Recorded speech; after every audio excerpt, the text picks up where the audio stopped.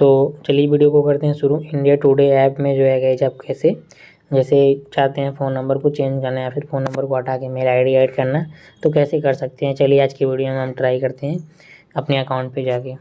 सबसे पहले आपको क्या करना है, यहाँ से हम ओपन कर लेते हैं अपना इंडिया टुडे ऐप को। अब यहाँ से ओपन करने के बाद जो है आपको यहाँ होम पेज पे आ जाना है। फिर उसके बाद आपको यहाँ पर थ्री डॉट पे क्लिक करना है। थ्री डॉट पे क्लिक करने के बाद प्रोफाइल पे क्लिक करके जो है आपको सेटिंग में अंदर चले जाना है। अब इस पर जैसे क्लिक करेंगे फिर उसके बाद आपको एक ऑप्शन मिलेगा पेंसिल का, तो पेंसिल वाले आइकन पे क्लिक करेंगे तो गाइस यहाँ पे कॉन्टैक्ट इन्फॉर्मेशन आपको लास्ट में देखने को मिल जा रहा है।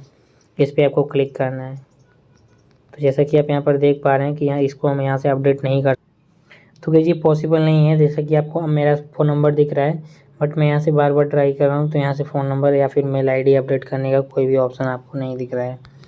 एक बार फ़ोन नंबर रजिस्टर होने के बाद आई थिंक ये जो है इंडिया टुडे ऐप से हटेगा नहीं। आपका अकाउंट इसी नंबर से परमानेंट बन जाएगा, इसलिए जो है इसको हटाया नहीं जा सकता।